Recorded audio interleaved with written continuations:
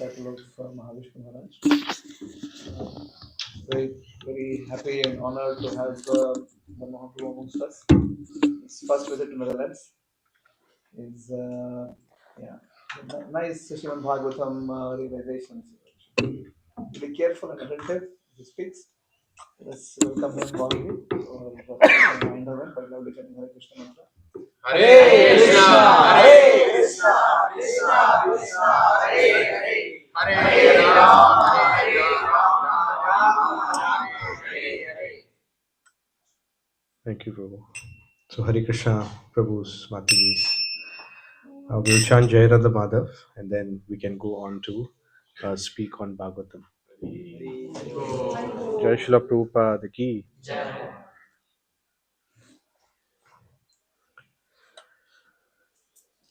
Jaya Radha Madhava Jaya Kunja Bihari Jaya Radha Madhava, Jaya Kunda Bihari, Jaya Radha Madhava Jaya Kunja Bihari Jaya Radha Madhava, Jaya Kunda Bihari. Gopi Jana Vallabha Jaya Girivaradhari Jaya Girivaradhari Jaya Gopi Jana Vallabha, Jaya Girivaradhari, Jaya Girivaradhari.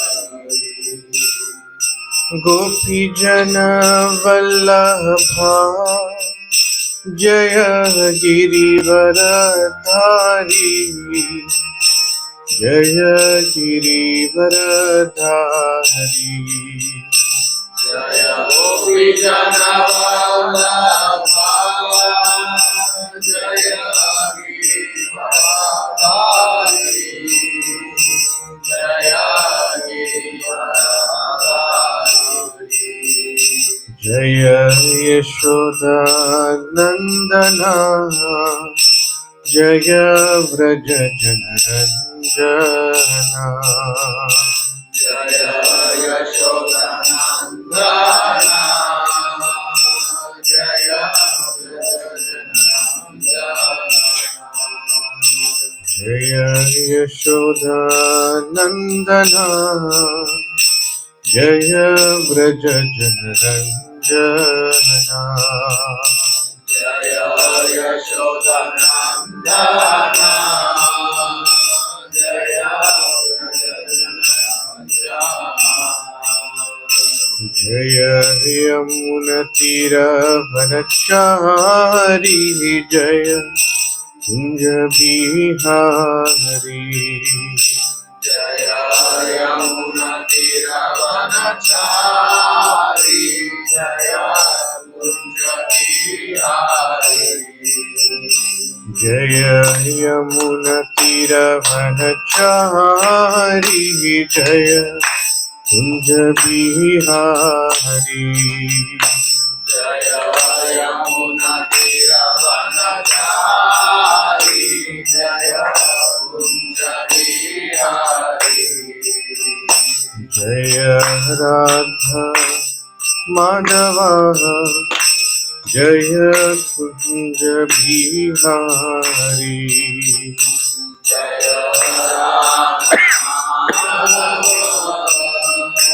Jaya Kunja Bihari, Jaya Radha Madhava Jaya Kunja Bihari Jaya Rama, Jaya Kunja Bihari. जय श्री श्री राधा माधव की, जय श्री प्रभुपाद की। ओम ज्ञानतिमिरान्धस्य ज्ञानञ्जनशलाकया चक्षुरुन्मिलितं येन तस्मै श्रीगुरवे नमः। जय श्री प्रभुपाद की। So Hare Krishna, Prabhu's, Mataji's.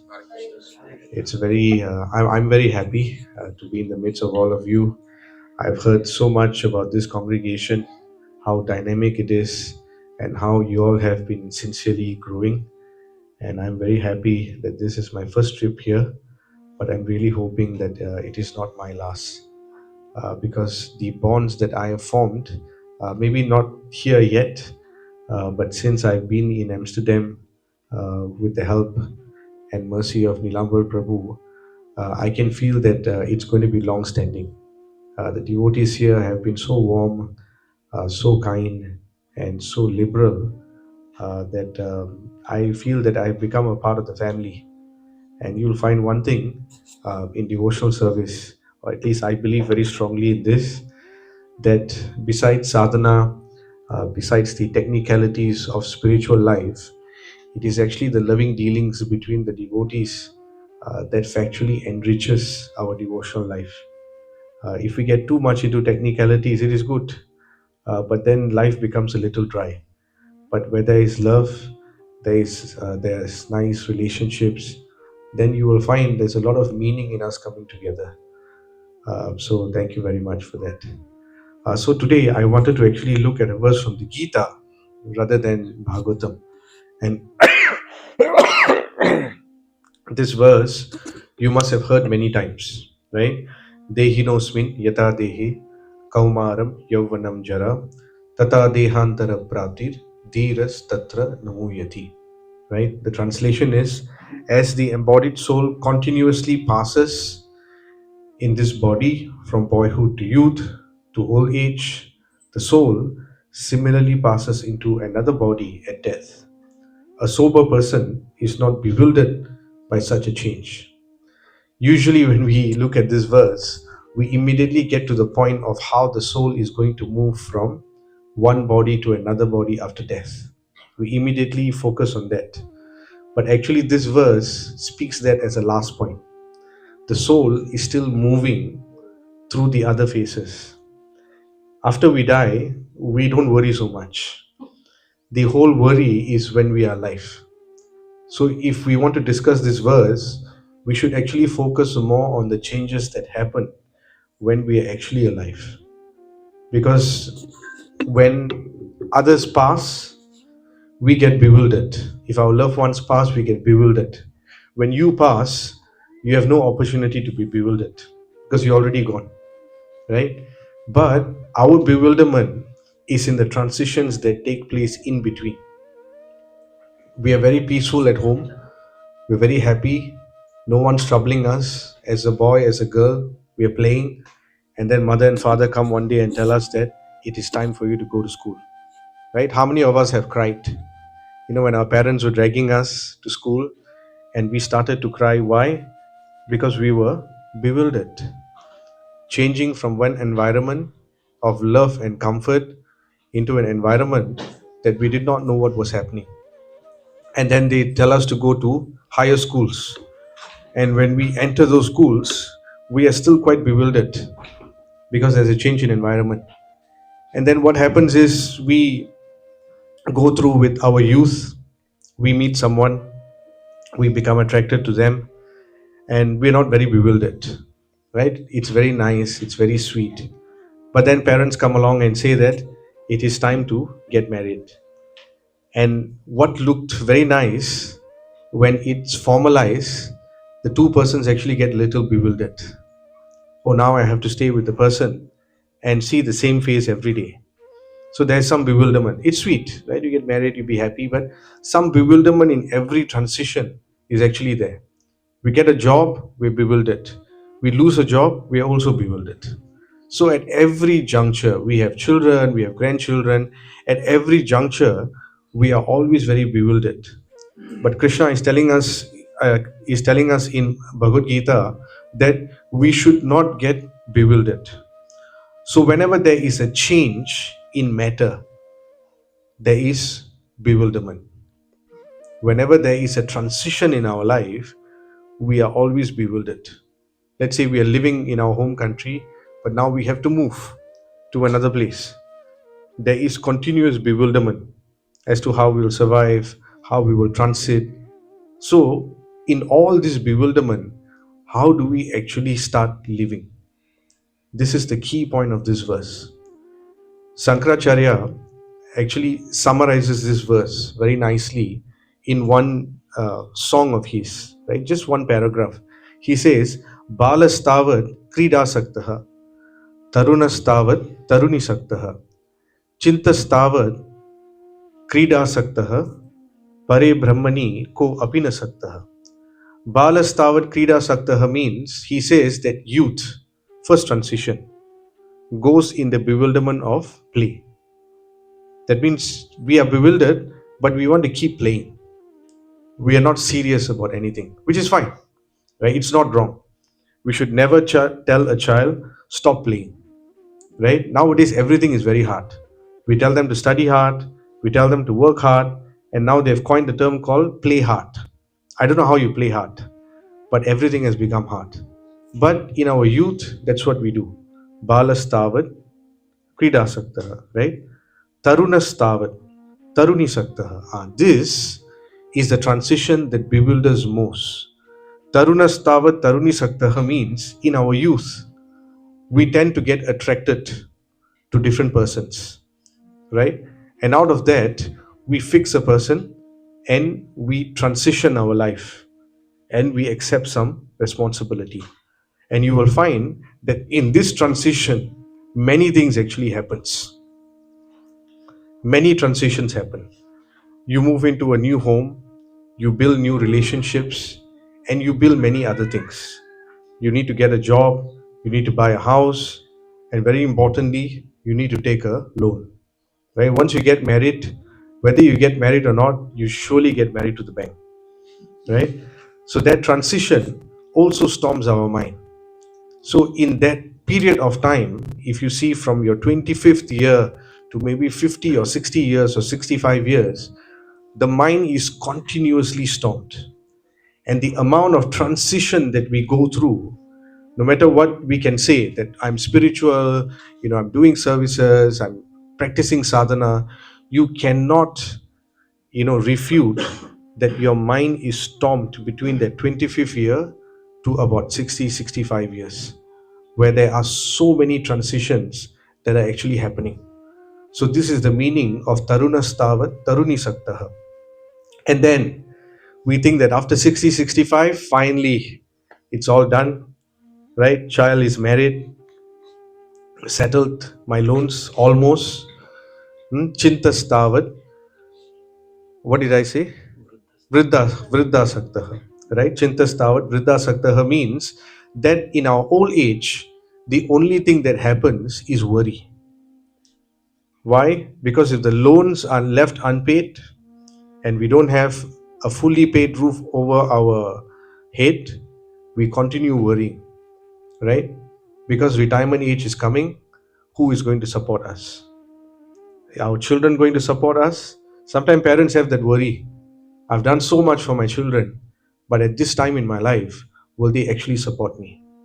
Some parents actually start worrying about this, right? So this is news to the youth. As you grow up, you will start realizing that your parents are actually worrying about that. And when you become older, when you have your own children, you may also get into that phase. And then there's worry, about children, staying married, about grandchildren, so many things. And then your own existential worry comes into play. Getting old, right? Diseases, we get sick. So many things come. So then the question of Shankaracharya is Pare Brahmani ko apina saktaha. In all these phases, he's asking, where is the time to remember God? We play during youth, we are stuck with so many obligations during when we're getting married and all, and then we're stuck with some worry when we become older. So, in all this struggle, where is the time to actually remember God? That's his question. And this whole verse in Bhagavad Gita is speaking to us about that. That in all this bewilderment, it is not that it is wrong to get bewildered, but what is wrong in bewilderment is that we tend to forget Krishna. And that is the fault of bewilderment. What Krishna is really saying, that those who are practicing devotional service should never be weekend devotees. Whole week we are bewildered by everything, and then suddenly on Saturday or Sunday we become devotees. And the moment Sunday night comes, our relationship with Krishna is very distant, because we need to again get into the bewilderment. But you will find one thing in all this bewilderment, if we are divorced from Krishna, that bewilderment becomes very painful for us. We are actually not able to handle it. But if we are attached and rooted in Krishna consciousness, then you will find that we can cross this bewilderment very nicely. And for those who think we are not bewildered, I know I have everything sorted out. There's one story of a person who thought that he had everything sorted out. And you know who that was? Narada Muni. Narada Muni had heard of this concept that Krishna's Maya cannot be surpassed by anyone. So Narada Muni felt that, do you know who you are talking to? Right? It is me. It is Narada. So he went to Krishna one day and he said, I heard that this Maya of yours is insurmountable. Right? Everyone gets bewildered. Right? But I'm chanting your names every day. Right? Where is the chance of me getting bewildered? Sometimes we feel this because the false ego in the heart feels that I have enough knowledge, I've done enough devotional service, I'm a very senior devotee now I should not be getting bewildered. So when he asked Krishna that question, Krishna never gave him an answer. He said, don't bore me with these questions, right? Go and get me some water. So Narada Muni, being a good servant, he said, okay, let me get the water, then you answer me the question. So he goes on to get a water, right? He goes to a nearby pond, he gets a pot and he starts filling it. Then suddenly a lady comes. In the same well or pond, she's filling up some water. And Narada Muni, the moment he looks at her, immediately he falls in love because she's so gorgeous, so beautiful, right? And immediately, Narada Muni is not that kind of person who beats around the bush. He looks at her and says that I want to get married to you. Who's your father? Where's your mother? Then the lady says, oh, it's Narada Muni asking, right? What great privilege. Let me bring you to my home. So he goes, he asks, and parents are very happy. Should get married now, don't look for auspicious time, right? Let's settle it. So he gets married, right? He builds a nice house, he has a cow, and then wife is very happy. Narada Muni every day looks at him. But in marriage, when you keep looking at the same person, you tend to get bored after a while. So you need another person to come into the family. So it gets a bit more joyful. So they had that same problem. So she wanted a child. Narada Muni said, me too. It's also getting boring for me. So let's have a child. So a third person comes. And when child comes, wife is happy, but wife says that now we need money. So you go out to work. So he goes out to work, he has his loans, he does everything. Then one fine day, he builds up his enterprise. He builds up his farms, his land, he gets money, his wife is happy, child is doing really well. And suddenly one day there is a huge flood that comes. It wipes out everything that he has built over this last few years. This is not just a story. Recently in India, right, this state in Kerala, did you see the flood that wiped away the life savings and hopes of so many people? Just in a matter of minutes, all their dreams were actually shattered. So coming back to the story, similar, right? Everything that Narada Muni had built over the few years was shattered. Everything gone. And he was completely bewildered. His wife was screaming, save me. He could not do anything. The child had already died and drowned. And he was so bewildered. And after all these years, he started screaming, Krishna, Krishna, help me. And suddenly someone slapped him on the face. And he woke up. And Krishna was standing in front of him. And Krishna asked him, "Where's the water?" And then Narada Muni realized that it was all simply a dream. And then he got his answer. Then Krishna asked him, "You asking me something? That how is it that you will get bewildered?" And Narada Muni said, "It's okay. I don't want to ask this question anymore." So at every point in time, you will find that all of us will get bewildered at some point with so many issues that we've already spoken about. So how do we get out of this? That is why in our Vedic science or Vedic way of living, in every transition, they have something you call samskaras. When the mother is about to conceive, they perform a few samskaras for her. Why do they do that? It is because at every transition in our life, in Vedic culture, there must be a pivot, and that pivot must be spiritual.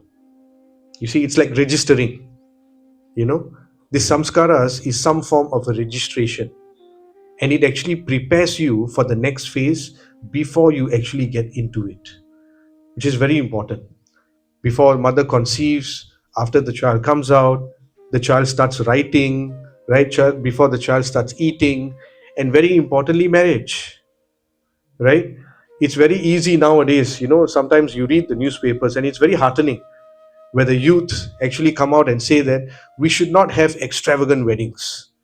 We should have very, very simple wedding. But if you really look at it, right, it is good, it is sustainable. But marriage is a very, very important samskara. Do you know why in Vedic culture we have very grand weddings? Because we want everyone to know that these two persons are getting married. Because there is no concept in Vedic literature known as divorce. Because you get married discreetly, you also go out discreetly. Nobody knows. But in our culture, everyone, it will be stamped. Everyone will know that these two persons are ending their illicit connection and they're actually getting married.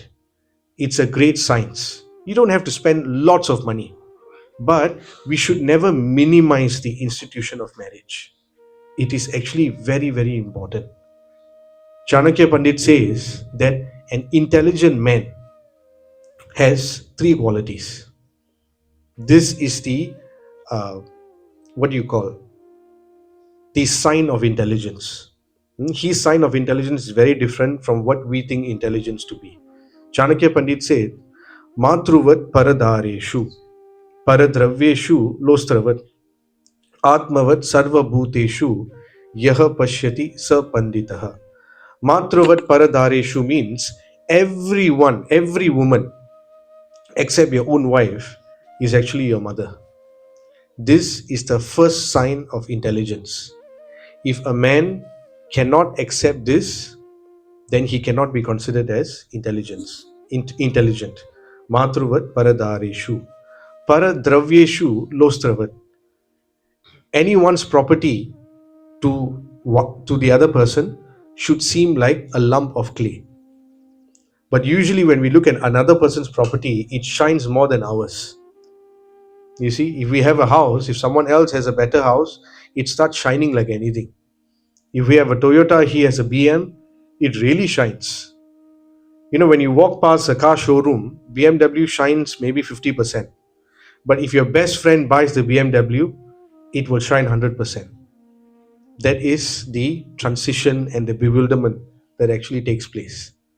So this is how he says, Matruvat paradareshu, paradravyeshu lostravat, atmavat sarva bhuteshu.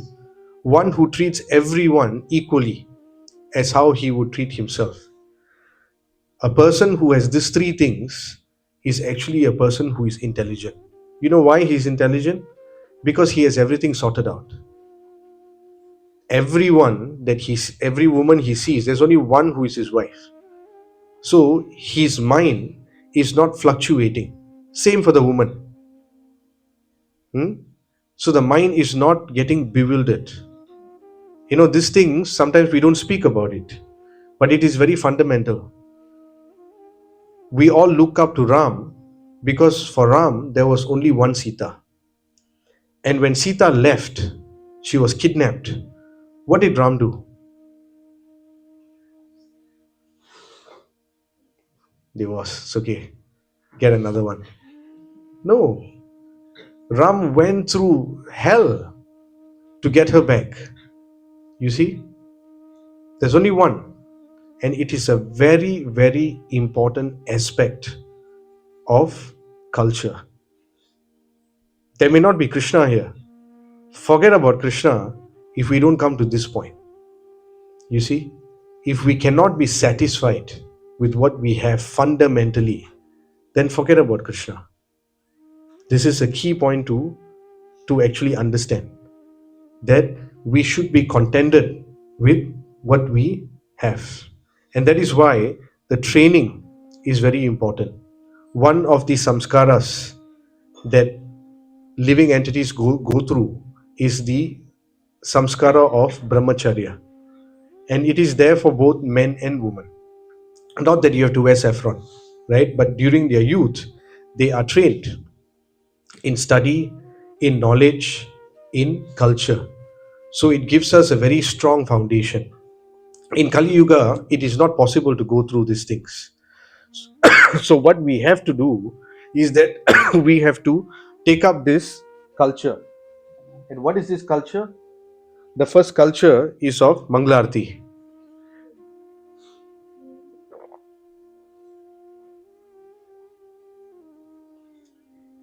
When we wake up in the morning, the discipline to engage in some worship of Krishna is very important. The time is 4:30 a.m. to wake up for Manglarti, but not everyone can actually do that. But we have to find some time in our life in the morning to actually do some form of puja for Krishna. This is the culture that we are actually building. This chanting, this puja that we do in the morning, it encompasses a lot of samskaras that we would have missed over the years. We keep it very simple. We don't have to go back to do all of that. Samskara means impression. So before we leave our house, we should have a very strong impression with us. So if we are serious devotees, then the morning time is the best time. Srila Prabhupada always used to say, his disciples used to ask, who is that devotee who is sincere and serious? He said very simple, if he can wake up in the morning, he's serious. If he cannot, then there's still time before he becomes serious. Because we can give up anything. We can even give up our spouse, but we cannot give up our sleep. It is very difficult. But if we truly want to become serious in devotional service, the first thing we should not give up, but we should regulate is actually our sleep. It's very important. You know, sleep is the closest thing to death. Death means you're sleeping for a long period. If you sleep for 6 hours, you're sleeping. You sleep 8 hours, you have very good rest. You sleep for 10 hours, you're already telling someone that actually I'm dead today. Right? You do whatever you want, I'm dead. 12 hours, 13 hours. Actually, it is not required. We should not get into the space where we should not have sleep. That's also another bogus thing. Sleep is required, but too much sleep is not encouraged. And you know why we're getting to this point? Because sleep bewilders you. When we wake up after a 12-hour sleep, if you had experience, I had experience when I was very young. Mother was upset, but I did have experience of it. Right? It's been many years since I slept before 6-7 hours. But when I was young, I had that experience. When you wake up, what is the feeling you have? You're bewildered. You don't know what happened. You're actually more tired than before you went to sleep because you've already skipped your sleep cycles. So sleep actually brings you a lot of bewilderment. Sufficient sleep takes you away from bewilderment. So this key we actually have to understand. And you know why these practical points are important? Because the verse says that we are mainly bewildered with the bodily changes. And in our body, there are 4 covers. They are called koshas, or they are also called upadis. The first kosha, or the covering, is the covering of the body. Annamaya kosha. Why they call it Annamaya is because this body is built up of the food that we take. That's all there is to it. You eat something, it gets converted, and you get your flesh, you get your blood, you get your whatever, marrow. Everything is built from the food that we eat. And this Annamaya is also a covering because when we get sick, we are bewildered. You see, if we see some food, we are also bewildered. We see a restaurant and then we see a 2 Michelin star restaurant. The mind gets bewildered. We think that, oh, this food is actually better. We see a Toyota, we see a BM. Mind gets bewildered. This is better, this is not so good. So the body is covering always puts us into bewilderment. And in Bhagavatam, Shukadev Goswami says how this bewilderment comes. Ataha kavir namasu yavat artha syat apramarto vyavasaya buddhihi. He says that this world is a world of names. Very interesting point. He said this whole world is built of names. The example is given. Let's say you have a home. In Singapore, we have what you call a HDB, public housing. Then you have what you call condominiums. And then you have bungalows and you have GCBs, which is good class bungalows. Good class bungalows will cost you minimally 30 to 45 million dollars. Good class bungalows. That is the higher end. It can go up to 100 over million, right? Just to stay in a house. And most of the times, those people who buy GCBs, they are not at home. They're somewhere else, right? So these are different ways of living in Singapore. But if you fundamentally look at it, this houses is made of air, earth, water, fire. They are all coming together. There's a mix, and someone comes in to gives it different shape. After giving it a shape, they give it a name. HDB, condominium, GCB. When they hear the name, they get bewildered. So when someone tells you they live in a HDB, then you look at them, that's good. Public housing. So we size them up. When someone says they're living in a condominium, your mind gets bewildered. Wow, amazing. Someone says bungalow, mind is blown. GCB, mind really goes off. But factually speaking, it is only name only. Our whole modern education is forcing us to be attached to only names. They give the name a lot of weightage. Lot of weightage. Those who are with Bhagavad Gita have to unlearn this process. Never get bewildered simply by names. It is not wrong to stay in a bungalow, to stay in a condominium, to stay in a HDB. It is not wrong. In every stage of life, people have aspirations. But the request of Krishna is stay, don't get bewildered. If you get it, don't become too happy. When you lose it, don't become too miserable. Because at the end of the day, it's only name. It's only by name they have taught us that this is important and this is not so important. So this is Annamaya Kosha. And then there is Pranamaya Kosha, which is our life force. That is also a covering. Because without life force, when our life force goes down, we lose our energy. We also get bewildered. And then there's Manamaya Kosha. So I don't even have to explain. Sometimes if you don't have any problem in your life, sometimes you go through those phases. Your mind will start asking you, really, there's no problem? Something must be there. The mind will always keep telling you that there's something wrong, and it completely bewilders you. And then there's Jnanamaya Kosha, which is your intelligence. Intelligence, according to Bhagavad Gita, is it will always hanker for something you cannot have. Even in modern education, we are taught that if you have something your friend does not have, you are more intelligent than him. The whole concept of modern education is in another person's failure is your success, right? My parents always told me, how come only second in class? How come third? How come fourth? Why you cannot become first? Right? So we grew up like that. At least where I come from, the whole country is based on this. You have to be better than the other person. Now they're trying to change. After all these years of slaughtering us, now they've come to their senses. And you know what they're doing? The same exam, they're just labeling it differently. But if you look at the system, it's still the same. It's actually become worse. But they are making us believe that now we are giving equal opportunity. No, there are still elite schools, there are still average schools, there are still not so good schools. And all us parents, we are running after the elite schools. But when you come to Bhagavatam, it takes us away from this. It allows us the opportunity to practice these things, but it takes us away from the bewilderment. This is very key point that we have to understand. And all these senses that we are talking about, how do they get bewildered? Bhagavatam gives us 5 analogies in how our senses get bewildered.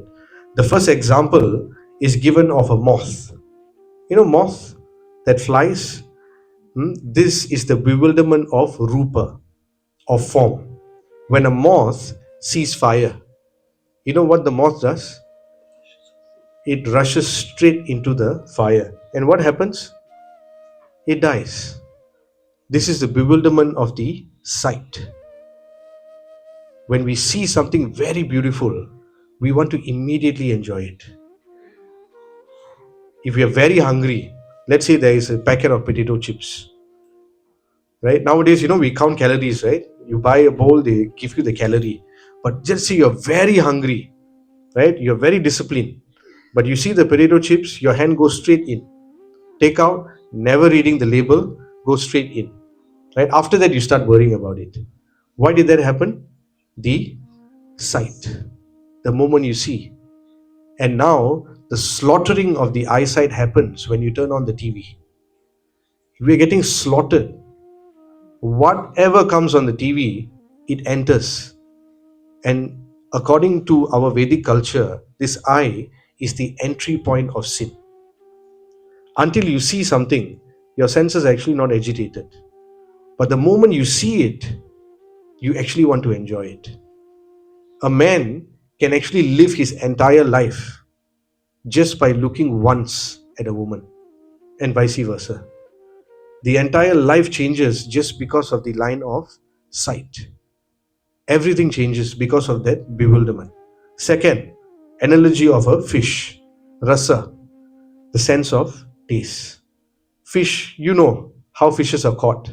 There is a bait. The fish wants to taste. So then the fish rushes to the bait. What happens? It gets caught. Again, the sense of taste. If we always want to taste very, very delicious food, we will be caught by the bait. And forget about spirituality. Our health goes to the dogs if we are simply caught by the taste that we are eating. And spiritual life, I'll tell you one thing, Prabhu's Mataji, is very practical point. You can chant, you can wake up for Mangalarti, but until and unless you change your diet, it is very, very difficult to advance spiritually. It's very difficult because you are really what you eat. If we eat food which is sattvic, we eat food that is good for our stomach, we eat food that enables us to wake up fresh in the morning, those kind of food that we should accept. The next is Shabda, the sense of hearing. And this is denoted by which animal? Deer. The deer is attracted by sound. If someone plays a certain instrument, the deer gets attracted and it gets caught. This point is very important for us. What is it that we hear? Many times we select what we eat. Sometimes we select what we watch. But do we select what we hear? Right? Do we hear things which are productive? Do we hear things which are positive? Or are we attracted to gossip? Are we attracted to criticism? This point is actually very, very important. If we do not change the quality of what we hear, then many a times in our life, you will find there'll be a lot of negativity in it. If we truly want to be happy, you try this for 1 week. And I spoke about this yesterday as well. For 1 week, don't engage in gossip. Just shun from it. If anyone calls you to talk about a third person, you tell them next week, not today. Because I'm busy either hearing about Krishna or chanting about Krishna. Forget about all other technicalities. Just stop gossip. You don't gossip, you don't hear gossip. And don't talk anyone down. If anyone talks you down, just move away. Try not to hear anything negative. It's difficult. You will find it is so challenging. Very, very, very challenging. But if you try to do that, the more and more, you will find you are forced to advance in spiritual life. So what we hear and what we speak is also of utmost importance. The next is sparsha, touch. And this is denoted by the elephant. You know how they catch elephant in those days? They would dig a pit.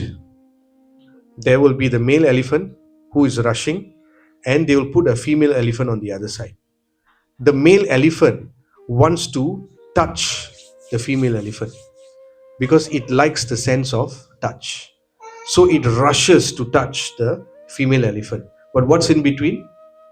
The ditch. And it falls straight into the ditch. This is the sense of touch.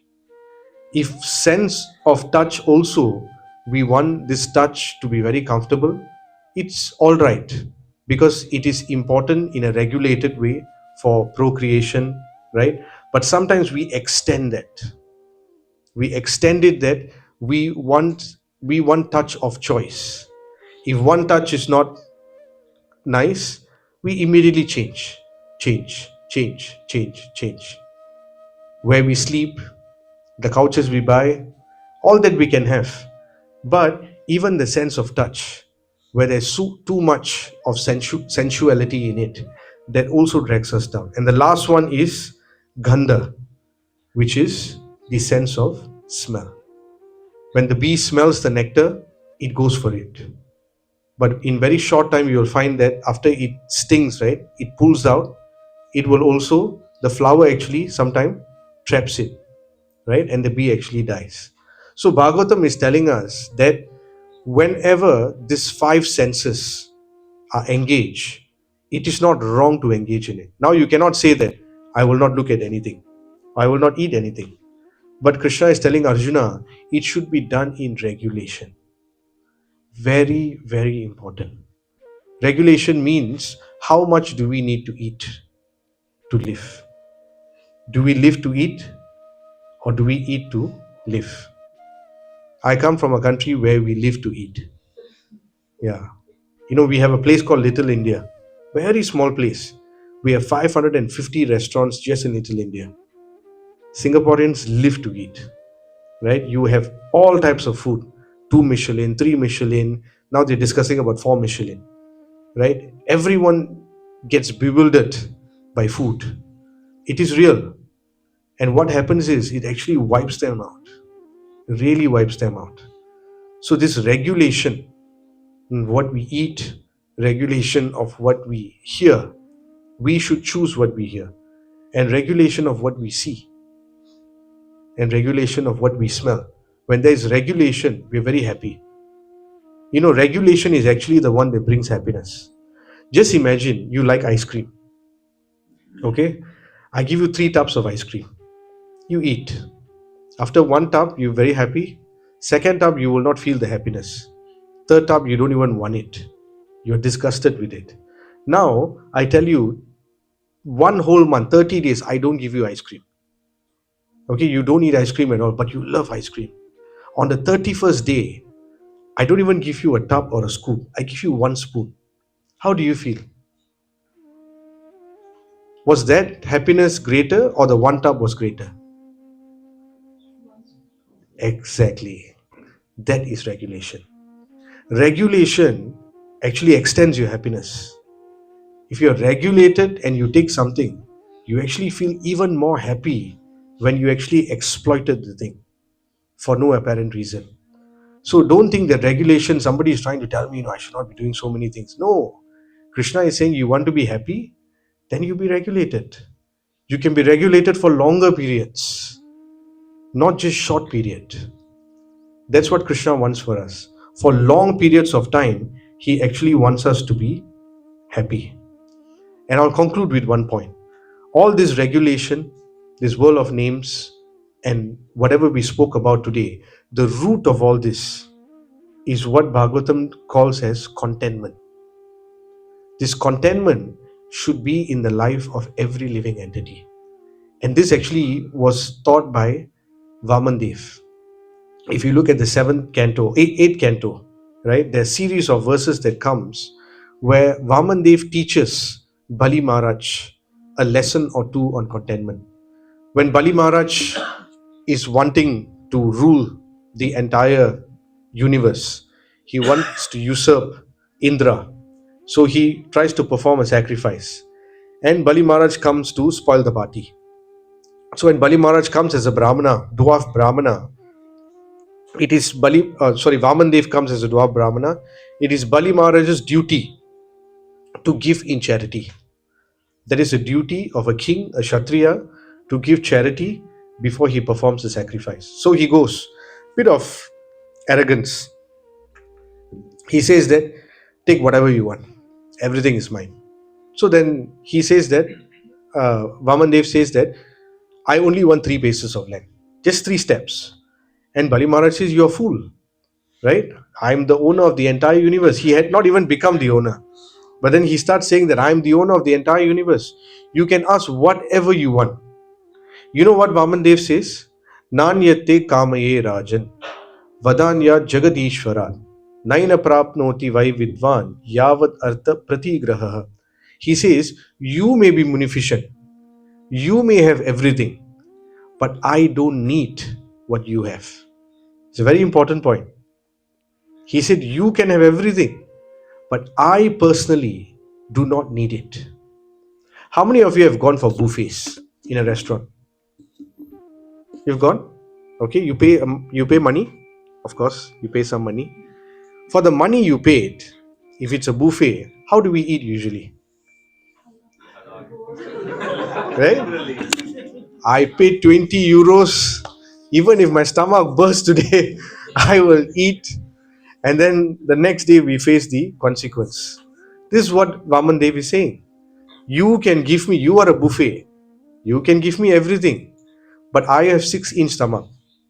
I can only take so much. So the person who leaves the buffet only taking what he needs is happier than the person who has packed everything in the 6-inch stomach.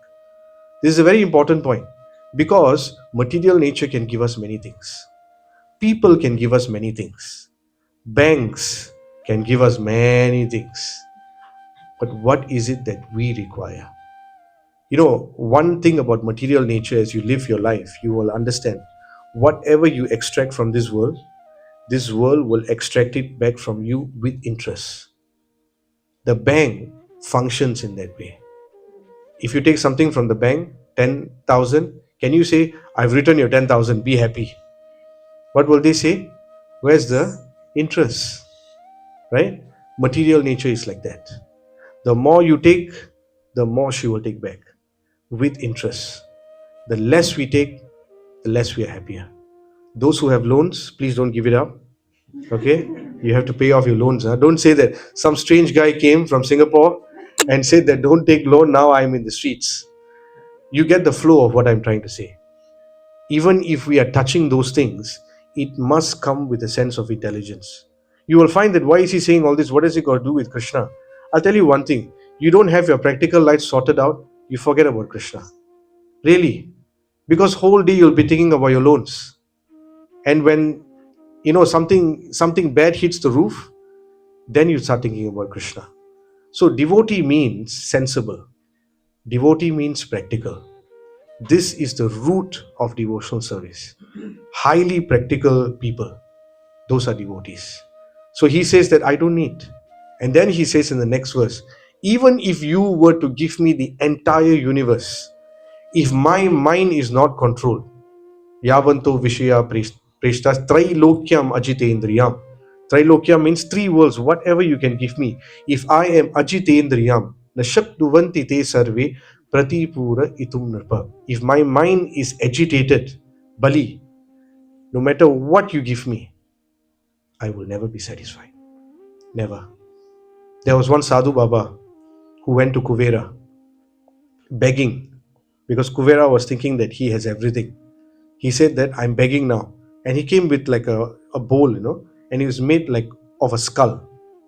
And he went to Kubera and said that I want something. Kubera said, this is too small a pot, man. Right? I'll give you something. The moment he gave it, it disappeared in the pot. Kubera said, okay, some magic, but I have too much. Kubera gave more, empty. And to the extent, Kubera, right, the Lord of all treasures, he gave him everything that he had. He went into his treasury and it was empty. And when he looked at the man's bowl, it was empty. And he said, what sorcery is this? He said, it's not sorcery. It's a person's mind. The mind cannot have enough. If we train our mind through chanting, waking up early in the morning, eating the right sattvic food, getting into Sangha like this, reminding each other of what is important in life, then you will find contentment will enter your life. And the moment contentment enters your life, you see how your life will start becoming very, very fragrant. Contentment is a privilege these days. The moment you get contentment, you'll be very happy. And contentment, I'll tell you one thing, doesn't mean that now you just stop doing anything. You don't meet your KPIs, right? You don't start earning a salary. That is not contentment. That is lack of self-esteem. That is laziness. Do not mistake that for contentment. Contentment means what you have, what you don't have, you're happy. But you still continue doing your work. You see, you're not attached to the result, but you are more attached to the duty. And if you do this, even people in your work, in your family, they will start liking you because you have no expectation. Don't you want, if you are a boss, don't you want a boss, don't you want a staff like that? He doesn't expect anything, he just keeps giving me. You see? And the whole Gita is around this. So this is what we wanted to look at today. If we have this, then this Dehinosmin Yata Dehi verse becomes alive. Forget about death. We should not get bewildered when we are actually living our life between birth and death. Hare Krishna. Thank you very much for patiently hearing. Are there any questions, any comments? Do we have time, Prabhu? Okay. Anyone has questions? Yes, Prabhu. I really appreciate how you mentioned that we are devotionally active only on the weekends. So I can kind of relate to that as well. And when the weekdays show up, you go to work and you are filled with a lot of bewilderment again, and you're impulsive with your thoughts and stuff and your actions. So my question is, I really understand the point where you mentioned we will have to regulate sleep. But as a shortcut, what do you think is a quick formula for us to actually be disciplined and make ourselves, at least remind ourselves that we will have to carry that throughout and not just the weekends? Okay. If I give you this shortcut, will you follow it? No, it's a good question. I'm just pulling your leg. I'll tell you, actually, it's an excellent question, right? This is a sign of intelligence, right? I'll give you the shortcut. Every weekend, you come for this program without fail. Without fail. See, your answer is perfect. If you don't want to be a weekend devotee, you turn up for the weekend. You see the point? It's very important because this weekend program will sustain you for the rest of the week. That is the shortcut. Again, Prabhu, 1 week, how many hours? 168, right? Yeah, 168 hours. How long is this program? 2 hours. In 168 hours, 2 hours is a great shortcut, right? Just 2 hours. Rain or shine, good mood, bad mood, right? Bad hair day or not, Just turn up for these 2 hours. And I'll tell you one thing, this is how I started my spiritual life. I just gave myself one goal. Every Saturday and Sunday in Singapore, I'll turn up for the program. And I've done it for the last 20 over years. I do not miss the weekend programs. Then you will not be a weekend devotee. Because there must be some commitment in our life. You see, if we cannot commit 2 hours, then we're really sending a wrong signal to ourselves. So it's a very good question, Prabhu. You think that is viable? Yes. It's a shortcut, Yes. right? Yeah, because this Sangha is very powerful. All these people who are seated here, they have a lot of potency in them. And you have a lot of potency in you. That's why you're asking such questions. And if all these potencies come together, then we benefit from it. And I'll tell you one thing, whether we benefit from it or not, if you all have children, and I'm so happy that some of you are bringing them, they are the real beneficiaries. They may be lying down, they may not be doing anything, asking questions, but do you know they're taking snapshots? They're taking snapshots. They will remember, right? When they have trouble, when they are older, they will remember what mama and papa were doing. Were they screaming at each other? Or were they sitting in front of the altar chanting to Krishna? Or were they bringing us for programs?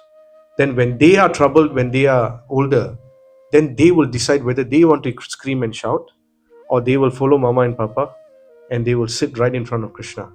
You see the point? So this shortcut we should all take, and I'm really thank Prabhu for bringing this question up. I hope that's okay. Hare Krishna. Hare Krishna. Any final question? A reflection on a lighter note. Yes, Prabhu. When I go to India, normally I was in India for 2.5 weeks. Normally we meet and come back. We eat a lot of Okay. I'm doing something called intermittent fasting. Okay. 16 hours of break. Yeah. I don't eat breakfast. Hmm. I eat 8 p.m. then midnight and Hmm. the next day. So that actually helped me enjoy Indian food much more. See? Yeah. I was really surprised. I remember. I enjoyed breakfast. I enjoyed the full traditional meal, everything. Mom's food, right? I remember as well. So, as you said, regulation was a practical example to. Thank you, Prabhu. Excellent. You see, this is what we want. You see, he's speaking from realization. Lighter note, but it's real, you see. And it's in Gita. See, it works, Prabhu. Excellent, excellent. Very nice. Yeah. So it works, right? It works. It really works. Whatever's mentioned in the Gita really works. Come for the weekend programs, hear about the Gita, and in your own space, in your own capacity, try to apply a bit of it. Thank you very much. Hare Krishna. Oh, there's one question. Yeah, please, please. Anyone? Nicely spoken. Thank you, Nice Prabhu. sweet language also. Thank you. Singaporean English. Now you talked about interest. Interest, Prabhu. Interest. Interest. Yeah. Yeah. Are there instances to pay in compound interest? Yeah. That's one question. And don't take what is not required. You are also telling that take what is required. Don't take more. Means take very less. Isn't it? Yes. Does our system means that take less and suffer? Yeah. So the compound interest is interest. Whether it compounds, whether it does not compound, you have to give more than you took. I think that concept, Prabhu, we have to understand. And we have to intelligently apply based on that what to actually take. Because everyone comes into this world with two things limited. One is time, one is energy. Do we want to spend our energy paying off the interest, or do we actually want to take and actually live our lives of what we already have? That's first point. Second question, Prabhu, you were asking, do we take less? That we suffer. You will find, as what Prabhu was saying so nicely, by taking less, you actually don't suffer. But what is less and what is more is not cookie cutter solution. What is less for some may be more for another. What is more for some may be less. Like some people can sleep 4 hours, they're very fresh. Some people need 8 hours. Who is better? There's no one better. Because the body, the karma, the formation of their doshas is all very different. You see, Prabhu. So it is very relative. We should always keep ourselves in a position where we are generally comfortable. Now it is not that we have to go to the Himalayas and hang upside down and don't eat, right? It is not required at all. Be in a position where you are mentally comfortable, right? You don't stretch yourself too much, but some stretching. Ekadasi, we fast from grains, right? Morning we wake up for Mangalarti, some inconvenience we have to take. So like this, Prabhupada has given us the basic process already. Mangalarti, chant, read my books. If we can do these three things, then you will find, Prabhu, you will not have scope to grab more. Because one thing devotees have to understand, the more you grab, someone has less. We must understand this. We don't need to go to the news to see some child suffering in some country to understand this. We come to Bhagavad Gita, Krishna is telling us, you grab more, someone has less. So it is not just about taking care of our own body. When we take less, someone else has more. And this is a point that we have to understand. Because we are all part of God's family. I hope that's okay. Thank you, Prabhu. Last question, Prabhu? Yes, number, Prabhu? Okay, yeah. When I was childhood, my father injected me that some fear. That means you have to study, then only you get good job, then only you get good wife. Wow, that's loaded. What a guarantee. So how I'm the situation right now, I'm giving the same fear to my kids. Okay. I don't know whether I'm in the correct path or not, I don't know. Yeah. See, Prabhu. It's like, Yeah. my son may give same fear to my kid, his kid. It's going on like this. I don't know. I think when the termination for this, I'm not understanding. Yeah. I don't know how much children are feeling. I don't know. Yeah. But I'm feeling a little awkward. I have to change something to my mind. See, Prabhu, one thing you need to understand, it is no fault of yours. It's not your fault. Because the system is made in a certain way. And I'll tell you very truthfully, from the bottom of my heart, you cannot change yourself completely. Because then you will be doing them a disservice. Because this system is only going to get worse. Right? So you have to play with the system. But at the same time, what I would request is that as much as you're giving them this material knowledge or having expectation of that, the more you should have set some expectation where they're exposed to this culture. You see? That will actually give them a sane mind. Because this knowledge of the Gita actually settles a lot of conflict that we have in our mind. The more we give them the verses and the culture and the values of the Gita, you actually equip them with the power to be able to resolve their conflicts. So my request is, be a bit kinder, I would say, because our children are really suffering these days. Yeah. We cannot make them weaklings. I'm not saying that we should make them weaklings, right? But I think we can be a bit kinder to them, right? Lessen the expectations a little, but don't let them off the hook, because then it's a disservice to them. They must flow with the system. But my request is, inject Bhagavad Gita. Expose them to programs like this. Let them have the snapshots. Let them see loving dealings between husband and wife, mother and father. If these three pivot, culture, right, the education, and the loving dealings between the parents, these three things is more than enough for them to become happy children. I hope that's okay. Hare Krishna. Thank you very much, Prabhu's Matajis. Jai Shila Prabhupada ki. Thank you so much. I'm Madanmohan to by loudly saying Hare Krishna mantra. Hare Krishna, Hare Krishna, Krishna Krishna, Hare Hare, Hare Rama, Rama Rama, Hare Hare. Someone enthusiastically. Hare Krishna, Krishna Krishna, Hare Hare, Hare Rama, Rama Rama, Hare Hare. Madanmohan Prabhu ki Jai. Really pleasantly surprised with the quality of all the setup today. You did Mataji Gopatan? Sunita Mataji, Rama Prabhu, and few things were done by me. Okay, amazing. Let's thank all these devotees for wonderful altar setup. Hare Krishna, Hare Krishna, Krishna Krishna, Hare Hare, Hare Rama, Rama Rama. ki Jai.